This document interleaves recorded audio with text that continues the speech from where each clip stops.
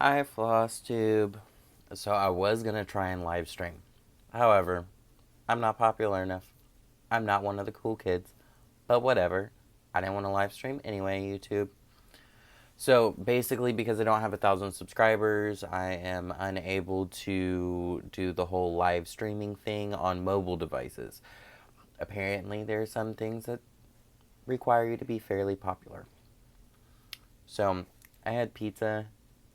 I think I got everything out of my teeth, but being a vegetarian, there was lots of green stuff. So if you see something green, I'm sorry. Pizza. Life. Who knew? Whatever. Hold on. I'm going to turn on some more lights.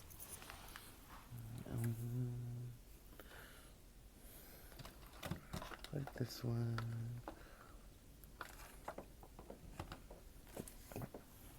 Ta-da! More lights. I figured, might as well have all the lights I can get. So, y'all will notice I'm a little louder today. I went ahead and put this lapel mic on. Um, I tried to use my Bluetooth headphones. However, apparently the mic doesn't work while filming on those. So, I went ahead and used my old school headphone jack headphones and seeing what that gets me. Let me know in the comments below how you feel about it. If maybe I should spend some money on a mic. We'll see. I don't know that that's gonna happen. Anyway, so my name is Texas Bob. Welcome to my channel. This is a channel about cross stitch, and I'm a dude. Yeah. So I don't think this is gonna be a very long video, and I have progress. That'll be good to see. And I'll do life updates at the end. I've discovered some new people, but I don't have show notes today. And without going too much into life details, today was a busy day. I'm filming at night. This will be uploaded after I'm done filming, but I'm filming at night. I'm not even going to edit it. I will add some pictures in. That is about it. But I'm also filming in my room, which looks really messy. Those were church clothes, and they need to go in the dirty clothes, and you can clearly see this is my room, this is my life, this is what really happens. Welcome to real life. That's the joy of YouTube, real life. Okay, so anyway, I don't have any fangirl. I did discover some new people. However, once again, no show notes. I don't have anything written, so I'm not going to go into it. It is late. I don't feel like doing a lot of editing. I don't feel like doing a lot of stuff in the description. Sorry. I will try and make it up to y'all next week. My mom came into town, and so was doing things with her all day. Okay. So, whips. For those who are new, this is works in progress. I do actually have quite a bit of progress on both my projects. This week was a anxious and nervous week, so I was stitching up a storm trying to help tame the demons. So we're gonna go unicorn first because it's here. I will post somewhere. I will post a picture of the completed pattern, the cover photo. This pattern is by Teresa Winsler. It's called the Unicorn. And guys, this project this week hates me. So I have kept from mentioning about how well I was doing because I was spot on. Really didn't have any problems. This is the first time I've been working on linen. I wasn't really off. All of my stitches were meeting up. There was one time where I added in one extra row and I caught it before I tied it off. So I went ahead and picked those out. Everything was good. However, yesterday,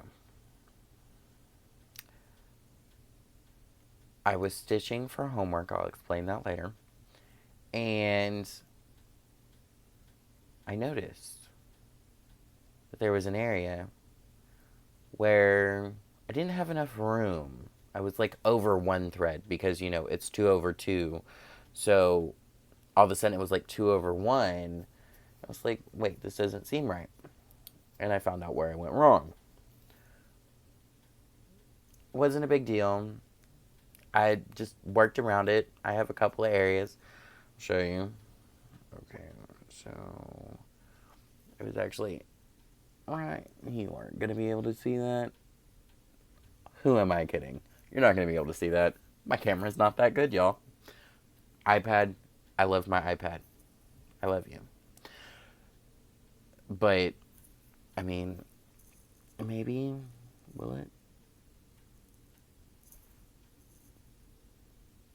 No, it won't. Okay. You'll have to take my word for it. So, I was like, okay, whatever. I can do it. Oh, so here's my progress, y'all. It is coming along great. I want to say, so today I probably put in close to 100 stitches.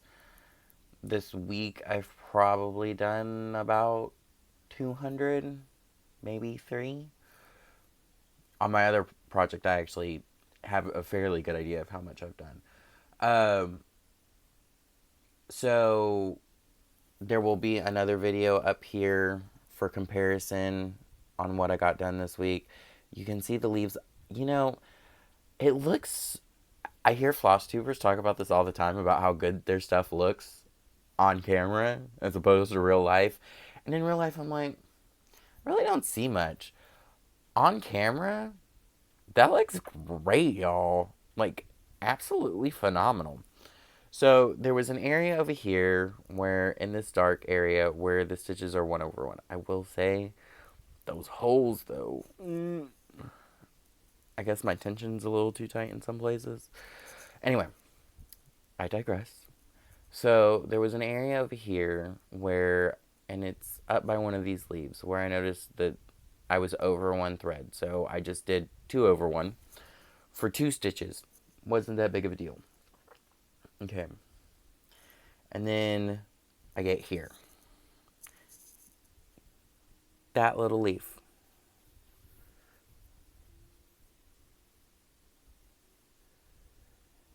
And actually, it's right here that I got down and I noticed my mistake. 3 stitches are over 1 stitch. So 2/2, so it's over 2. So it's 1 complete stitch. I didn't do the whole half stitch thing. And it's 3 stitches. Not pulling them out. I'm in a leafy area. Leaves are organic. They don't, necessarily grow uniformly. So I believe I can foobar that. Well, not foobar, but I can work around that. I'm not worried about it. However, then I'm stitching up here and I notice that I'm 1 thread off again.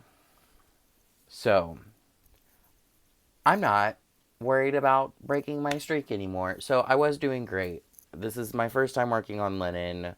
I wasn't having any problems with the stitching and the counting. I was doing 2/2. I wasn't off.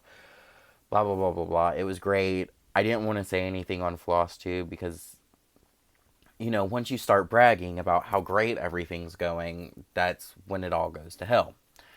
So I have actually, thought about it multiple times while filming and been like, no, you can't mention it. You can't mention it. You'll have to do the whole knock on wood and then people will make fun of you because you're superstitious. And I know everybody's sitting here talking about, it happens to everybody. It happens to the best of us, blah, blah, blah. It was just going so great. And I was sitting here thinking, okay, maybe I am just that amazing. I was watching Michelle Bendy Stitchy and Bendy Stitch. And she was talking about how people were talking about how great it is when your borders meet up, and she wouldn't know because her borders didn't meet up. Girl, I feel you today. And no, I'm not ripping them out. I don't see the point. There are so many color changes. It's leaves. Like, it's not an integral part of the pattern. I will say, if it was my border, I probably would have ripped it out. But no judgment. I'm totally not judging. I'm just saying, like, me personally, that's a thing. But this, it's an organic part of the pattern. You know, if I was on the unicorn, if I was on the window, if I was on some part of the house, then probably, possibly, maybe. But this, I would have to go rip out stitches, try and tie down what little piece of thread I have, because it's only 3 stitches, y'all. 3.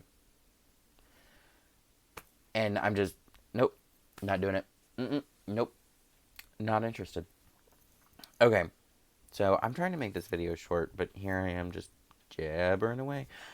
Totally get it. I was watching Coffee Stitcher today, and he was talking about third time he had filmed, and the first time he was in a talkative, chattery mood.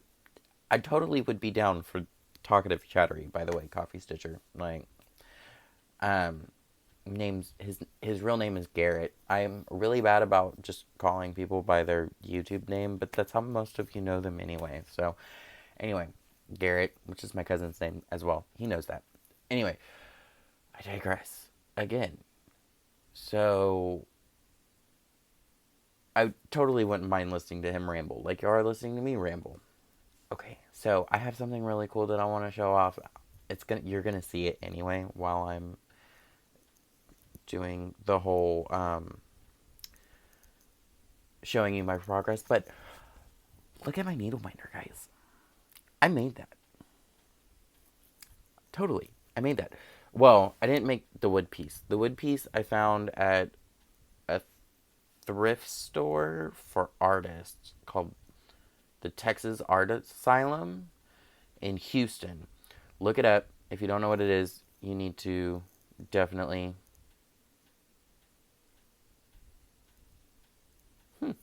Cool lighting thing.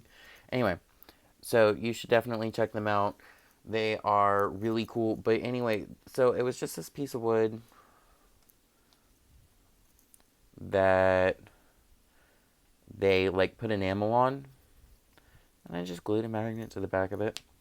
I have some other things that I bought to stick magnets on to make needle minders. But y'all will just have to see those later after I make needle minders. Okay.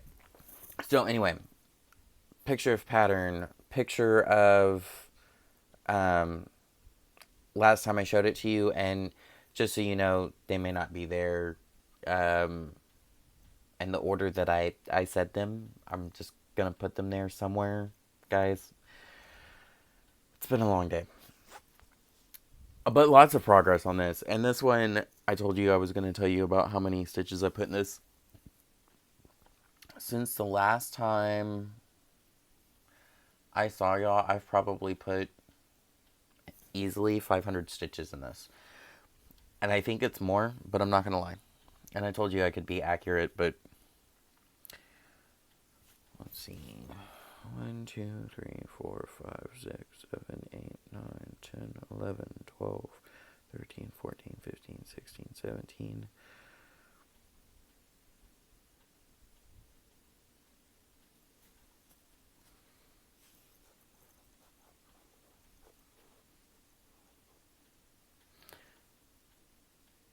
$340 here. I put stitches here. That's 390. And then I believe I put stitches here too. I think I did like 300 here, so that's like 690. So almost 700 stitches if I'm not mistaken. I'm pretty impressed with myself. Not gonna lie. Real time, I am gonna go get something else. I forgot there is something else I have stitched on. No, it's not the Tudor Rose. More on that later. So I'm gonna take this off. You're gonna hear me move, and I'll be back. I don't look like I'm in church clothes. Sorry, y'all.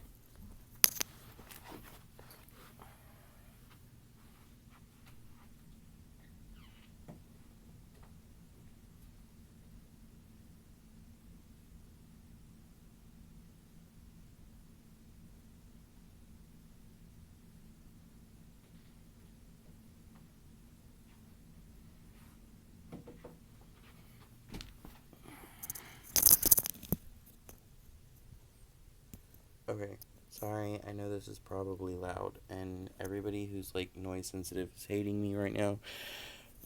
But I tried to do this because everybody complains about how quiet I am. So I'm trying to make it a little bit louder, and the microphone is on the back of the iPad, and that just makes it a problem. Anyway, so I didn't want to get this, so this is the Town Square Afghan. The good news is, and I don't have all of the patterns with me, is I now have all of the patterns. So I don't mind working on this. We ordered the last two magazines on eBay. They came in. My aunt has scanned them all in, and I have a digital file with all of them, so they are now on my iPad as well. So anyway, if you've kept up, I don't have a picture of this. I keep forgetting I have a mic that's probably picking up all of this rustling. Anyway, I there was a piece of thread in here that was just loose from stitches that my mom hadn't completed. I went ahead and completed those, and that's literally all I've done. I think that project is going to be something I wait until winter to work on because it really does. It sits in my lap, so it covers my lap, and I live in Houston, and it's hot and humid, and I don't necessarily always want to have a blanket on my lap. So there's that. Those are my whips. I don't have any haul because I'm broke. More on that later. But I do have something interesting to show y'all. So I have seen a lot of people dyeing fabric. And those hand dyed fabrics that everybody orders from Under the Sea Fabrics, if you don't know about them, you should go and look at them. Their fabrics are amazing. They come in different textures, and by textures I mean different linens, different counts, Ada's. Anyway, whole nine yards. Beautiful fabrics. Absolutely gorgeous. Love them. Can't afford them. I'm broke. Um, for those who have been following me, you know that I'm broke because I'm in between jobs. However, that is all about to end. Thank the Lord. Anyway, so my aunt was like, oh, well, I have dyes. You can try dyeing fabric sometime. It's harder than it looks. Okay. Didn't have any white fabric. So we went to the Texas Art Asylum where, yes, I got the thing to make the needle minder. And I found two things of 29 count even weave. One is white, one is ecru, and we found this packet of 14 count Ada. None of them had been opened. They're all solid pieces. I think they're all 22 by something. And they were $1. I mean, none of them would have been expensive brand new at Joann's, but they were $1. Like, that's like 50% off. Whatever. So, we come home. This is yesterday. We come home. My aunt, I thought I was going to lay down and go to sleep. However, take a nap, but my brain was, no, you're not going to sleep. My body was not agreeing with that, but my brain, no, you're not going to sleep. So, get up, ask my aunt for the dyes, and she pulls them out, and she has one called Clementine, one called Camilla, which is like a pinky red, and a Tahitian rose, which is like a light pink, and the Clementine is like an orange. So I read the instructions and I do everything to the instructions. It's Dylon dye. It says Dylon cold dye. So I guess, you don't have to use hot water. You don't have to boil it, which some dyes you do. I grabbed a piece of Ada because I'm like, I don't care about the Ada. Who cares about the Ada? It's 14 count Ada. Nobody cares about the Ada. And follow the instructions. And I decide I'm going to start with Tahitian rose. It's a cute light pink color. The Ada is kind of an off-white ecru color. So we'll see how it turns out. My uncle calls me, needed a ride, go and pick him up. It sits in the water for like an hour and a half, almost 2 hours. Get home, it tells you to rinse it out until the water runs clear. Now, my question, and if I have some dyers who are watching this who dye your own fabric, my question is it saying the water is to run clear through the fabric, or when you wring the fabric out, the water is supposed to come out clear? Because every time I was wringing out the fabric, I was still getting like a light pink color. However, if you were to look at the water running over the fabric, it looked clear. I don't know. So after that, I was like, okay, I still have this pinky color and this orangey color. And I had seen, I don't remember the Flosstuber.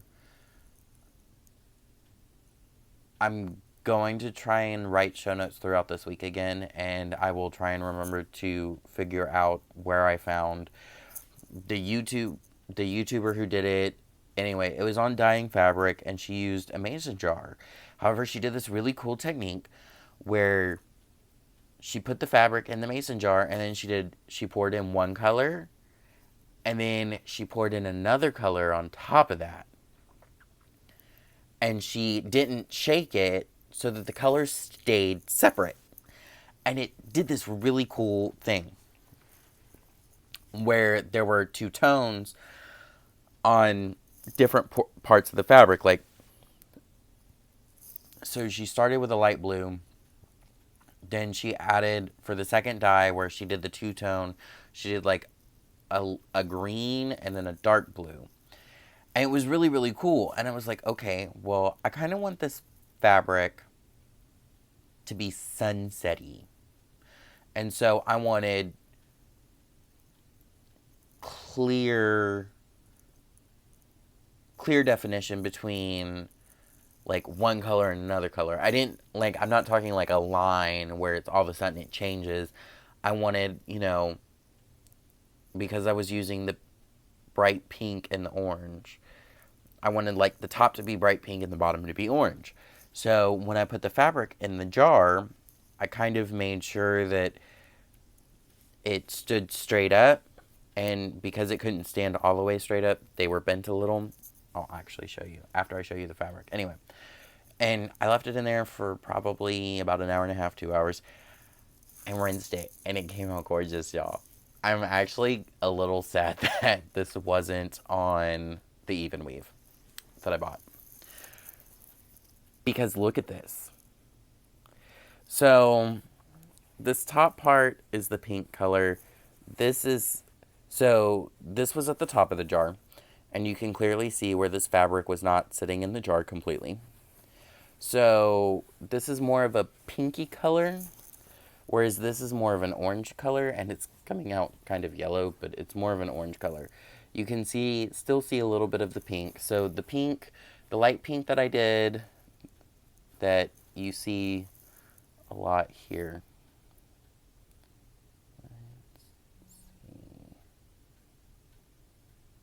I'm trying to mess with the colors. Okay, so this is a pink. It's a light pink. This color wasn't sitting in the water completely, so it didn't really take the darker pink, which is up here. And so what I did was, the original light pink, I laid it in a bath. I did an even color with that. And then I decided that when I was dyeing it the second time, that one, I would make the dye stronger, so I didn't add as much water as it had me add the first time. And really, it had you put water in the basin, then mix the dye in hot water, add that to the water that was already in the basin, then add another pint of water that had salt and a powder that was like a dye set. And so it was just a lot of water, really, and I couldn't get all that water into my mason jar. So I was like, okay, you're going to add the salt and the dye, and then you'll add the boiling water, because I did boiling water to make sure that everything dissolved. I did the orange in the bottom, and so what I did was I kind of folded it almost in thirds, but not really. And then I folded a little up here and a little down here, and then it sat in the water. And so you can kind of see where there was like a clear dividing almost line where the orange was in the bottom and the pink was the darker pink was at the top.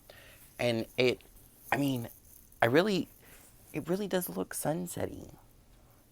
Like, can't you see this like a sunset on like a Hawaiian or Tahitian island?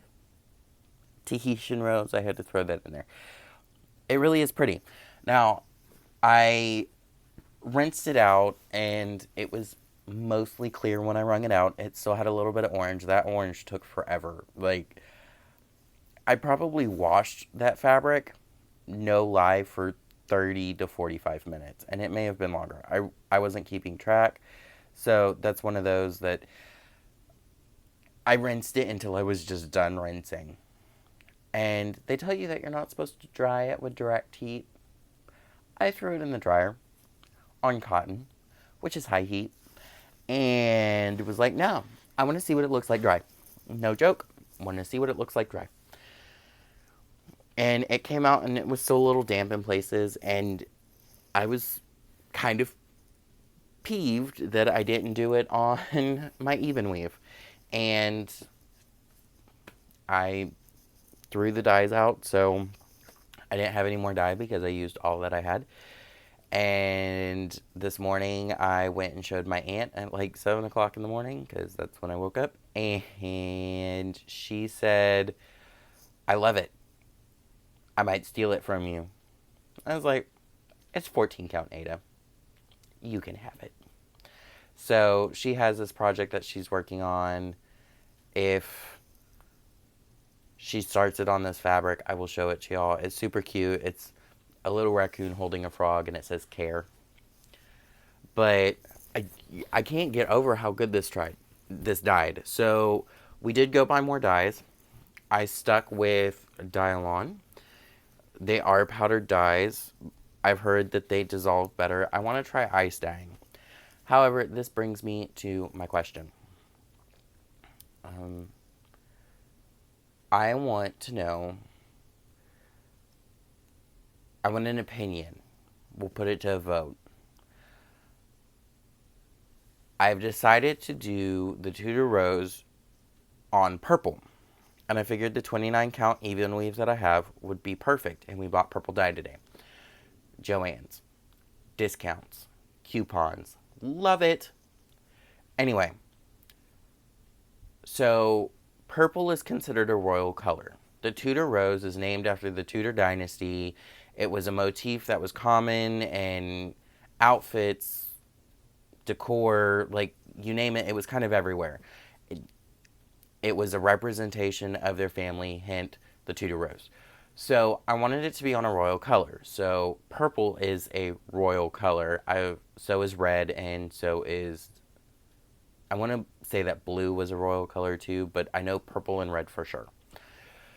So, my question is, should I do a solid dye that is royal purple, or as close as I can get it to royal purple, or should I do more of the mottled effect? I don't know. It's a stained glass pattern. It's lots of blacks. Everything in the circle is going to be stitched. So the only thing you're going to see is the fabric outside of the rose. So even if I spent a lot of time modeling it, or, you know, ice dyeing it and working on it, and I don't know how I'm going to finish it. You know, I might finish it in a pillow. I might finish it in a frame. I really don't know. I haven't asked my friend how she wants it finished. I don't know that I'm going to ask her how she wants it finished. Sorry, Erin, if you're watching this. I don't care what you say. It's your pattern. Like, you got to choose the pattern. You don't get to choose how it's going to be finished. It will be finished however I want it to be finished. But, you know, do I want to do just a solid purple, or do I want there to be modeling? Y'all let me know what you think in the comments.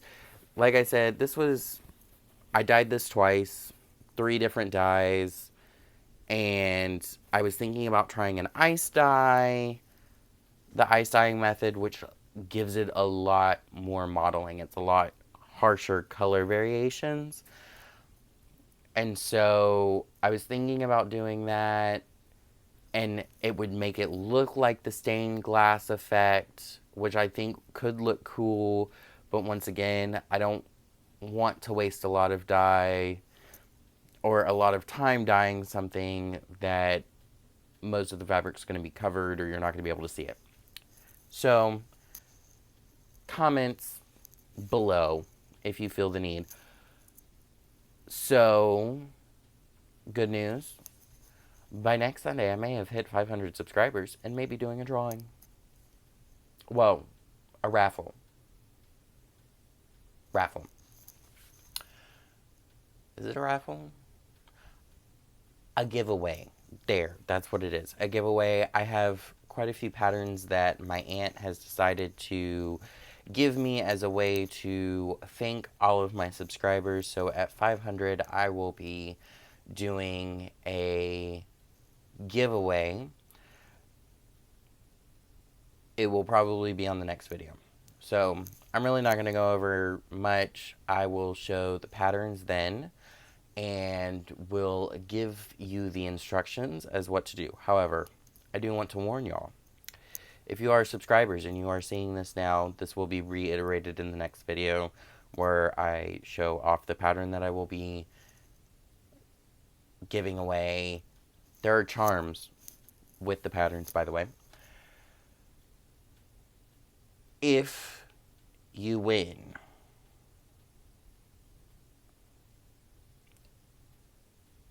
I need to be able to get your address in an efficient manner, because if I haven't heard you by the next time, if I haven't heard from you by the next time that I film, I'm just gonna do another drawing and go for the next person, and that's kind of how it's gonna work.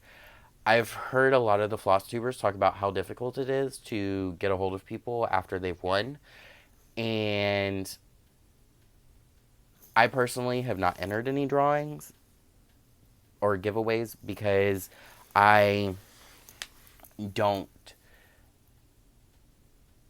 unless I really like it, I'm not going to. And even if I do really like it, instead of risking the disappointment of not winning, because I often don't win, I would much rather just go find the pattern.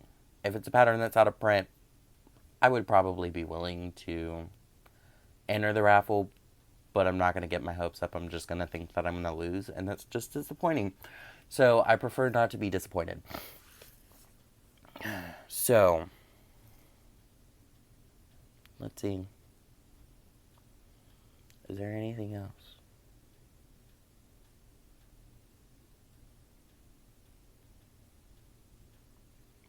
Let me know what you think about lighting.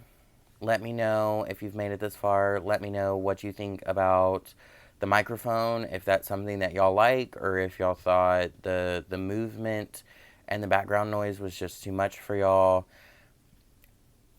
I honestly probably don't even know what this video sounds like before it's being posted. It could sound like complete and utter poo-poo. Let me know in the comments below, please. Like, I'm being dead serious. Thank you to all my commenters. I know that I don't always comment back. I'm really bad about the commenting thing. I do read them all. I do read them all, and I appreciate it. And often when there is a question, I try and answer the question. However, I'm not going to lie, I'm really bad at it. So, there's that. Life updates. If you've stuck around this long, then the talking about cross stitch and projects and stuff like that is done. So this is a life update. So for everybody who watched last Sunday, who's up to date on my life, I passed my CNA exam. If you don't follow me on Instagram, then you missed out on that announcement. I didn't post it on Instagram. Instagram is more of my daily thing, and I wouldn't even say that's daily. It's kind of whenever I feel like it. I don't like, social media does not run my life. I don't let it run my life. I don't live for it. I use it as a form of entertainment, but it's just a form of entertainment. When I'm busy, I'm busy. I don't necessarily feel the need to be on it every moment of every day. If I was going to do that, I might as well just film YouTube videos every day. I don't. Anyway, so I passed my CNA exam. What this means is that the job that I had a soft offer from, they couldn't officially offer me the job until I had completed some tasks. It was kind of like a quest. So my quest what included obtaining my CPR certification, which I was able to do like 2 weeks after getting the soft offer, and the other was completing my CNA certification. So the CNA certification in the state of Texas, you have to take a course, and during the course, they tell you if you don't keep up with your hours, you have to have at least 24 hours in a year long period to maintain your certification, or you have to do continuing education units, CEUs. CEUs are typically paid for by the company that you are working for. I did do CEUs while I was working for the companies. However, when I decided that I wanted to become a nurse and I needed more money, I became a waiter. I stopped working as a CNA and I did not keep up on my hours or my CEUs.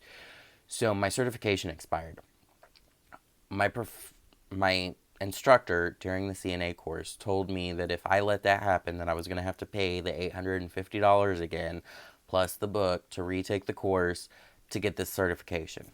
For all of the CNAs out there in the state of Texas, I don't know how it works state by state because it is a state certification.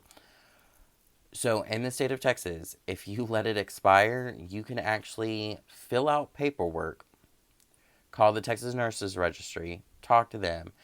They told me that I could go online, print out some paperwork, run a background check, fax them the results of the background check, fax them the paper, and they would clear me for my certification in 7 to 14 days. It did not take that long. It literally took them like 5 days to be like, no, you're cleared.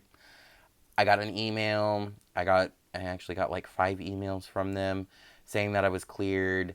And then I registered for my exam. Now, after you're cleared to take the exam, like you've completed a course or the Texas Nurses, the Texas Nurse Aid Registry clears you to take the exam, you have to wait 12 days. So I had to wait 12 days. However, the fastest time that I could, the the soonest I could register for both exams, because you take a written exam and a skills exam, the soonest I could register for both exams was August the 21st. And I was terrified. It's been 4 or 5 years, 4 years since I've worked as a CNA. I didn't have a course under. I had taken the course, but I had taken that in 2014. This is 5 years later. And there are 22 skills. You have to test 5 of them, and you have to perform them on a person or a mannequin, and you have to do steps. And some of them have a lot of steps. And I was just terrified that I was going to screw up on something. And as a matter of fact, in the middle of the test, there was one point where I was like, oh my God, I screwed up. I messed up. I failed. Whatever. And there is a person who's literally, she's not allowed to say anything to you, critiquing you as you go. And it was just, oh my God, it was nerve wracking. And you take it in a group. So you take the written test in a group, and then your group goes in 2 by 2 into the room where you perform on a person or a mannequin. There was only me and one other guy. And so she called us both in. And I think I got called in first because I was there first. Honestly, like, I was early. Okay, so there is some editing because I hit my time limit. Anyway, so I was there really early. And so you take the written exam and you take that as a group. Not that you get to answer the questions as a group, but y'all are all in the room together. And then you go into the waiting room and you sit there and wait for your results to come back. And then they don't even give you the results then. So the first time I took the test, they gave you the results the moment you walked out of the room. Like, you took it on a computer. Once you hit finish, your results printed on a printer that was by the door. The proctor gave you your results and you walked out. So I knew I passed before I ever took the skills portion. This testing center, you took a written exam on paper, and they had to fax your test results. They had to fax your Scantron to the company, and the company ran your test and then sent the results back. And so we had no idea what we made, and she calls us in there and we do our skills, and it was terrifying. I think the other guy got to go.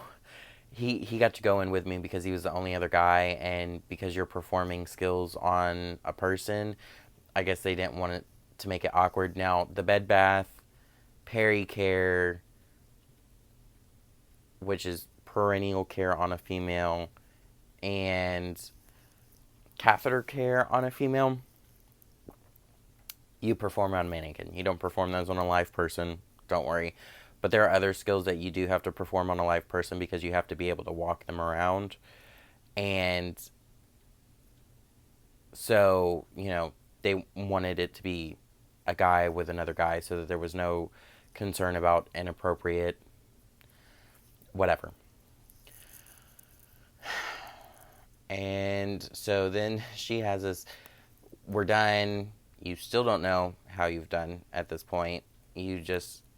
I'm going to have you fill out a survey. We're going to take you into another room. You're not allowed to talk to any of the other people. Nothing.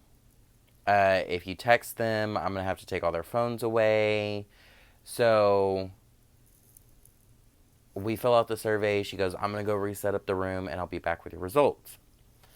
She then comes back with the results, asks you what your birthday is, then guides you to a door where she then hands you your results so that you can't see them and tells you that you have to wait until you're out of the building to open them up. And that, once again, don't talk to anybody. At this point, the people who are in the waiting room can see us, but they can't see her. And so every single one of them is like, oh my God, how'd you do? Oh my God, how'd you do? And they were all ladies, and she was like, ladies, they've been told that they can't talk to you. Do not ask them anymore how they did. So him and I both walk out of the room, and we literally make it out of eye shot, open up our results, and both of us passed. Oh my God. So got in the car, immediately called my family member that was updating everybody who was praying for me, and my other family member who had helped me financially pay for that. And then called the lady who's been she handled my interview and is supposed to be handling the beginning stages of the hiring process before it transfers over. She's the one who's supposed to be sending me my offer letter. She didn't answer the first time. Second time, she did answer. And basically, I'm waiting on my official job offer because the job has to be posted for a certain number of days before they send it to me. She said it would be the end of last week because I took the test on Wednesday, so that was Thursday and Friday, or the beginning of this week. She literally has until Wednesday, and I'm going to call her again and be like, I'm sorry to bug you, but I really need an income. No joke. Really need an income. I just want to work. I'm not joking. I just want to work. So I've literally been checking my email all weekend. Not that I'm actually going to get the job offer on a weekend, but I've been checking. And because of all of that stress, I got a lot of stitching done. I'm still doing a lot of stitching. I joined a Facebook group. This is part of stitching, but, they're missing out because they left before the life update. The stitchy quest to destroy the One Ring, I believe is what it's called. Because I keep hearing about the School of Magical Stitching and Literature. I believe that's what it's called. But it's a Facebook group that is Harry Potter themed, where, well, this time it's Harry Potter themed. It has been Jane Austen themed too. But anyway, so, and they give you homework, and it's Harry Potter themed, and people are going to hate me. I'm not the biggest Harry Potter fan. And I think part of it has to do with the fact that it's adolescence. There are only so many high school stories I can read before it gets tiring.